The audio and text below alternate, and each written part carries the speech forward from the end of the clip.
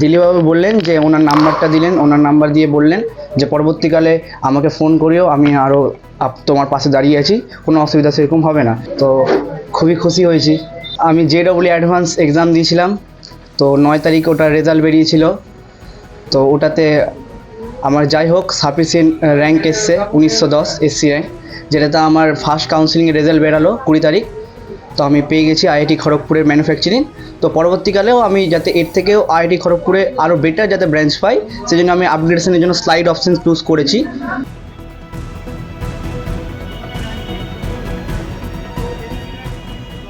15 বছর আগে বাবা ছেড়ে চলে গিয়েছেন। মা সেই সময় থেকে মানসিক ভারসাম্যহীন। টোটো চালিয়ে কোনো মতে নাতি নাতনিকে বড় করেছেন দাদু। এই পরিস্থিতিতে থেকে JEE-তে 1910 র্যাঙ্ক করে সকলকে চমকে দিয়েছেন মালদা শহরের বাসিন্দা অভিজিৎ রায়। কাউন্সেলিংয়ের সুযোগ মিলেছে IIT খড়গপুরে, কিন্তু বাধা হয়ে দাঁড়িয়েছে আর্থিক অভাব।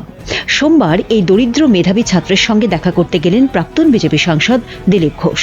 তাকে সংবর্ধনা জানিয়ে সাধ্যমতো সাহায্যের আশ্বাসও দিয়েছেন দিলীপবাবু। বাবা নিরুদ্দেশ, মা মানসিক রোগী, সেই বাড়ির থেকে লড়াই করে একটি বাচ্চা ছেলে বড় হয়েছে, পড়াশোনা করেছে, IIT-তে চান্স পেয়েছে খড়গপুরে। আমি শুনে তার সঙ্গে দেখা করতে এসেছি। আমাদের জেলা প্রেসিডেন্ট নিয়ে তার জন্য কিছু সামগ্রী, ব্যাগ, বইয়ের ব্যবস্থা করেছেন, আর তাকে সেটা দিয়ে গেলাম। আজকে আমরা আশীর্বাদ এবং শুভেচ্ছা জানিয়ে গেলাম। এবং খড়গপুর যেহেতু আমার পুরনো জায়গা, ওখানে গেলে কোনো দরকার হলে যদি সহযোগিতা পাই সেটাও বলে গেলাম, ফোন নম্বর দিয়ে গেলাম। সেই জন্য তার বাড়িতে এসেছিলাম, অভিজিতের বাড়িতে। ও কিছু সমস্যা বা সহযোগিতা করে কিছু সহযোগিতা চাইছে, যতটা সম্ভব দেখা যাক, করার চেষ্টা হবে।